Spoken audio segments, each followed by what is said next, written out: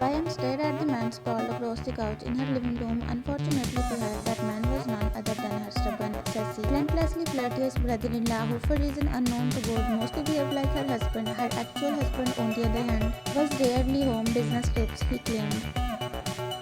As if she didn't know about his nightly appearance in clubs, his disappearing acts, his carefully constructed lies. She had tried to save the marriage at first. Very tried, but Kim Jae never changed, so eventually she stopped trying to. Tit for tat, divorce was not possible yet. Due to a 2 years contract, she had to stay with him. Everything had settled into a cold, tolerable routine.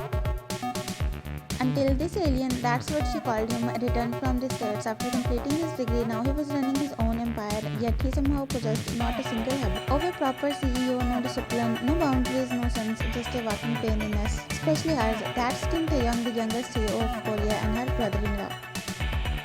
Almost every day he showed up at his brother's house, the house where his so-called brother was almost never present, the house where only she lived, and without fail he managed to turn her entire day into one long, exhausting battle. She would always end up going in bedroom frustrated beyond words. What the hell are you doing here again? She demanded, disgrace written all over her face, her gaze dropped to the man. No, the chipmunk, lounging on her couch, cheeks stuffed with her favorite limited edition chips. Packet dangled from his hand, hanging dangerously close to its death. He looked up at her, wearing that same infuriating smile. God, if murder were not illegal, this alien would already be that. Me, he said casually, mouth still full. Oh, I am enjoying this nap. Does this man even know something called table manners? She thought, clenching her jaw, her fist curled so tight as if going to punch him right now. And who allowed you to do that in my house? She snapped, glaring at him. Why would I need permission? Come on, he sprawled further, shamelessly spreading. This is my brother's house. We own half of it, and even half being his is enough for me to stay. Her teeth ground together, smiling at her frustration. First of all, child, don't include me in your imaginary ownership. And second, your so-called half doesn't cover my snacks. He nodded proudly at her declaration. That's the beauty of it. I don't have to ask my brother for chips. His eyes flicked to the packet are their very angry honor, revealing utter shamelessness. He stared at him quite for a second. His words didn't felt normal the way he spoke of her. Something was definitely different now. He's been noticing these changes in him. Clearly, his weirdly possessive behavior for her. She groaned in frustration before storming back to her bedroom. Arguing with him was like banging her head against a wall. Useless, utterly useless. She could still hear his laughter behind her. It was already 9 p.m. She had no intentions of dealing with him anymore. She checked the company reports, finished her work, and finally fell asleep around 11. Past midnight, she woke up. Something was moving on her bed. Her body stiffened. She turned her head and froze. He was there. In her bed, she felt genuinely angry. How dare he even? The words died in her throat as she reached for the lamp and turned it on. He was shaking too hard and too badly. Tears slipped down his cheeks, his brows tightly drawn even in sleep, sweating. His breath was uneven, shallow, like he was running from something he couldn't escape, a nightmare. Can it really be this horrifying? She wondered. Right now, her anger didn't matter. Confrontation could wait. No matter how much of a pain he was still a human being trapped in something awful. She leaned closer slowly, carefully, and ran her fingers through his hair, gently caressing his scalp. Relax, stay, she whispered, her voice soft, genuinely soft. It's okay. Suddenly he turned and grabbed her wrist tightly. She sucked in her breath, instinctively trying to pull away, but stopped. Forcing herself free would only break his sleep, and despite everything, she didn't want that. With a quiet sigh, she leaned back against headboard and stayed still, thoughts hovering her head. Why did he come in her bedroom to sleep? She stared at him, who is a little calm now, her wrist tight in his grip, her heart skipped a beat, suddenly shocking her. This has been happening from past few days. Whenever she looked at him, every nerve ending in her body go crazy. What the goddamn hell you are doing to me, you idiot chipmunk? It's been more than a month. I am feeling this weirdness inside me. My heart run marathon the moment I see him. This is wrong. He's my husband's brother, though I know he's just a paper husband. Still, he's until we get divorced. And suddenly I am starting to feel this uncontrolled attraction towards him. This is frustrating. Time passed. Sleep eventually claimed her again, this time sitting upright, her fingers still tangled in his hair. In the morning, she woke up to nothing but an empty, warm space beside her. He was gone. She felt tense suddenly. Just like past few days, his absence started to haunt her again. A fear crept in. She checked downstairs, no sign of him, no sarcastic remarks, no stolen snacks, no irritating presence. One day passed. Started to hunt her inside. That had never happened. He was usually here every single day, invading her space, chewing her passions, living inside her head rent free, and only now, when he disappeared, did she realize something unsettling. The feelings are not just mere attraction, they are far more dangerous than that, something forbidden, something that she should never let have happened. But now the regret was useless. She felt herself far more away than any way back. The realization sat heavy in her chest that her brother-in-law had become something far more than that, something whose absence bit her soul viciously. Without overthinking it further, she grabbed her keys, got into the car, and drove straight to his mansion, far from city, far from noise and chaos. Hidden in unsettling peace, the car was talking to wind. This much she was sparing, not even giving shit about speed limits or any accident that might happen by her current speed. Finally, a relief washed over her, seeing his mansion in her sight. The guards opened the gates without question. Inside, the house was swallowed by darkness, lights off, curtains drawn, not a single ray of light. A weird restlessness washed over her. The young's house like this can't be possible. He's the guy who never takes things serious, even if those are deadly. Taehyung, she called, reaching for the switch before she could touch it. Someone shoved her back against the wall. Her breath hitched, but even with a single inhale, she knew who it was. Only this time his familiar scent was tinted with alcohol. "Why did you come here?" he murmured, his words slurred, voice broken. "Taehyung," she whispered, shock flooding her senses. He was drunk. No, far too drunk. She reached past him and turned on the lights. The sight pierced her soul. This was not the annoying chipmunk who lived to test her patience. This was a man who looked like a living corpse. Bloodshot eyes, tear-stained cheeks, a flushed face burning under her touch. His grip on her arm was unnaturally hot. Fever, shock was underestimate for what she felt. This was the first time she had ever seen him like this. And something deep inside her shuddered as if an invisible hand clenched her heart. What happened?" she asked, her voice soft with helpless concern. You should go," he stammered, backing away slightly, his eyes unfocused. "Go away, far away, please go," he almost begged. The desperation in his eyes left her frozen. What had happened to him? She tried to speak, but he cut her off, shaking his head violently, as if fighting something inside himself.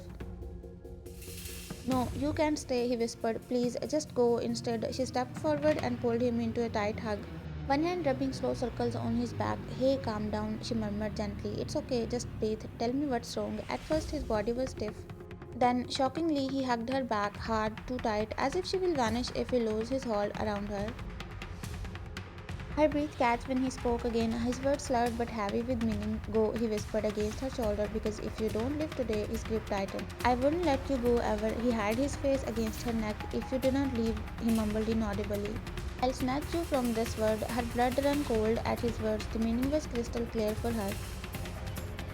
I didn't know what possessed me when I hugged him, when I held him despite his warning of never letting go. It felt like someone tore my heart straight out of my chest. This Taehyung, I couldn't bear this version of him. I could handle the annoying chipmunk who stole my limited edition snacks, the pain in the ass who invaded my peace daily. I was ready for that. I really was. But not this. This felt like something inside me was being slowly murdered. I had been blind for years. Blind to everything. He buried his face into my neck, his grip loosened from fisting my shirt to wrapping around my waist, and then he cried. Not quietly, not controlled. He cried like a lost child who had nowhere left to go. "Who?" I breathed, this belief howling my chest. "Hyung," he said, his voice breaking completely. The world went cold. I was not devastated. I was not in love with my husband. I never had been. His death didn't shatter me the way it should have.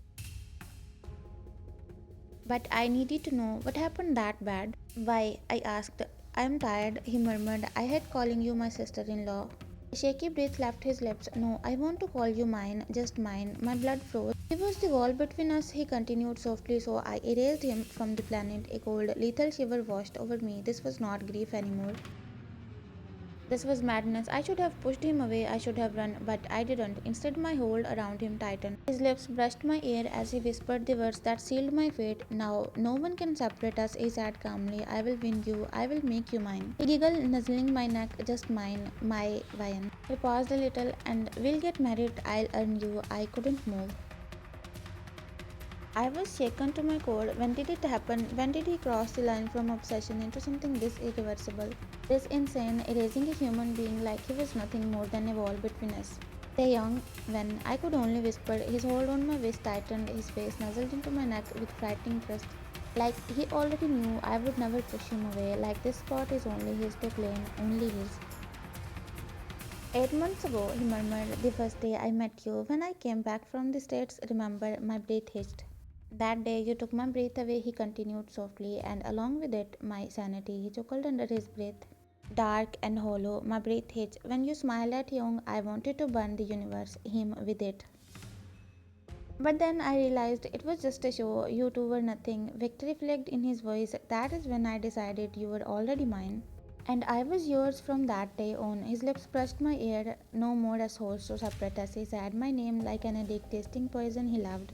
Why do you think I kept going to that house? He whispered. I started hating the man there exactly 8 months ago. I didn't care that we shared the same blood. I went there because you lived there. My body went cold, and today, he continued calmly, he talked about you, a dangerous softness crept in his tone. No, he shouldn't have even thought about my Vian, he asked. Talking about you was already crossing a boundary, his arms tightened.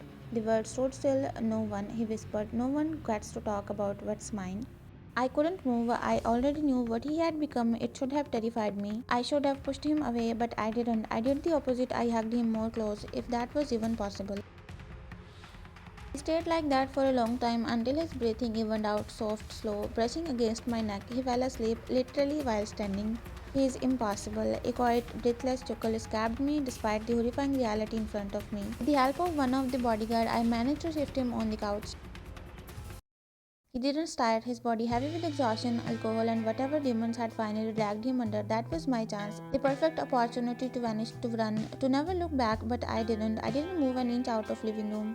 Now that I know my feelings for him and his madness for me, I chose to stay forever with him as his Vian. That is what he wanted, right? After instructing the maid to clean the alcohol mess from the floor, I settled onto the opposite couch and made myself comfortable as if this silence, this aftermath, this man sleeping peacefully on the couch right in front of me after erasing his brother from planet as if a little insect. I felt like I was exactly where I belonged, to him who, for me, gave no shit about the guy who shared his blood. I was distracted by my phone when the space beside me dipped. Before I could react, his head settled onto my lap. I didn't look down, my fingers moved on their own, sliding through his hairs, stalking slowly like this was muscles memory rather than choice. As if I have been doing this from forever, dreadful body of mine. You didn't run, he said casually, eyes still closed. I thought you might vanish. But thankfully you didn't, he continued, almost amused. Otherwise, I would have had to kidnap you. A pause. Too much hard work. I am really lazy. The calmness in his voice shocked me more than the words themselves. Seriously, Taehyung, are you for real? I asked. Disbelief slipping into my tone. He hummed softly. He was better now. No more exhaustion, no tears, all calm. I am very real, he murmured. Here, look. He shifted slightly, pressing closer as if daring me to finally look down. I stared down at him in utter disbelief. He stared back at me with that same annoying, frustrating smile. You're such a pain in us. You know that, I spoke, messing his already messy hairs. He hummed softly in contentment, hiding against my stomach. Pulled back before staring up at me with those sharp and dark eyes. I raped them before I could stop myself, and what I saw was horrifying. An addict, and I was his cure, an addict who felt no regrets for his sins, a psycho, untamed, unapologetic. And beneath all of it, there was something worse, a shattered, absolute trust placed entirely in me. What am I supposed to do with a man like this? I never realized when it happened. One moment I was frozen under his gaze, and the next I leaned down and pressed my lips to his forehead, soft, instinctive, unavoidable. When did I accept this psycho? Not today, not even yesterday. I had accepted him long before, somewhere between him being pain in my ass, invading my place, stealing my snacks, and showing up every single day as if he already belonged. Somewhere along the way, he stopped feeling like intruder and started feeling inevitable, like he's supposed to be here from forever, my psycho. It's been 3 months since the day he said he was going to earn me, and he did. Somewhere along the way, reverence had turned into addiction. And that addiction didn't turn him into a psycho killer, it simply stopped hiding what he already was. Strangely, it didn't scare me anymore. In fact, I feel weird satisfaction at this. I started calling him psycho, my own twisted term of endearment. He's still the same drama queen, still stealing my snacks, still invades my peace like it's his personal hobby, still a pain in my ass, and this pain in the ass feels permanent. I don't mind it, he's my psycho now. Crunch. The sound snapped my head up. There, standing in the doorway, he was casually murdering another packet of my precious chips. Not again, God, I muttered. I didn't need to ask where it come from, only who. I stared at him for a moment. Who? This time I spoke, so done with my dramatic psycho. He looked at you in the office, he replied easily, like he was describing what he had eaten for lunch, so I sent him to hell. I shook my head slowly, disbelief curling into something darker. You are impossible, you psycho chipmunk, he smiled lazily. I'm your psycho, remember, he smiled while muttering before walking to bed as lazy as sloth. Even more than that, then jump on bed unannounced. I'm tired. Give me head massage, he demanded, resting his head on my lap. And why would I do that? I started cursing his scalp despite my words, because you are my wife to be, so you should take care of your man. I couldn't help but chuckle, slapping his forehead. He cracked one eye open. You are such a drama queen, my drama queen. My voice softened. That's your fault, wife. You spoiled me too much to stay little normal. I couldn't help but stare at him. He looked so peaceful on my lap, all rest. I don't remember him having any nightmare ever after our engagement.